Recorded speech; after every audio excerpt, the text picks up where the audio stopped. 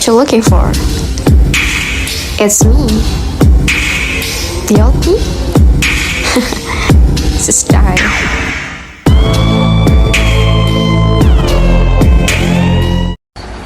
Assalamualaikum warahmatullahi wabarakatuh. Perkenalkan, nama saya Yesinta Ayu Belkia dengan NIM A0D023100023 kelas A D3 Perpajakan. Di sini saya akan membahas mengenai bagaimanakah idealnya penerapan pajak karbon sebagai instrumen fiskal dalam penanganan perubahan iklim.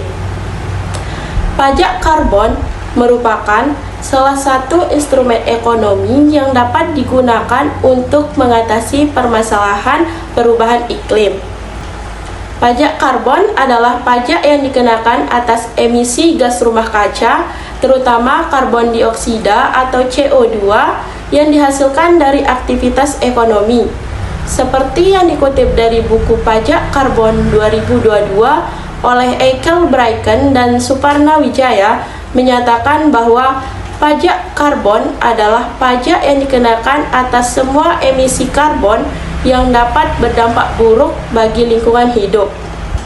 Adapun emisi karbon yang dimaksud dalam pengertian tersebut adalah karbon dioksida, metana, serta gas rumah kaca lainnya. Idealnya, penerapan pajak karbon harus memenuhi beberapa prinsip, yakni yang pertama, dasar hukum yang kuat.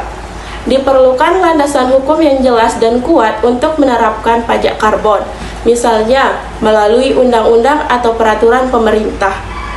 Aturan hukum harus komprehensif, mencakup mekanisme pengenaan, pengumpulan, dan penggunaan dana pajak karbon.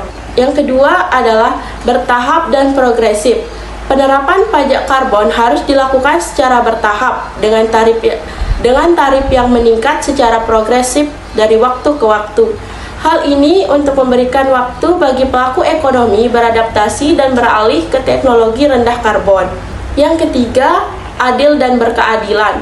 Desain pajak karbon harus mempertimbangkan aspek keadilan, baik bagi individu, sektor usaha, maupun wilayah. Perlu ada mekanisme kompensasi atau bantuan bagi kelompok masyarakat yang terdampak secara signifikan. Yang keempat, transparansi dan akuntabilitas.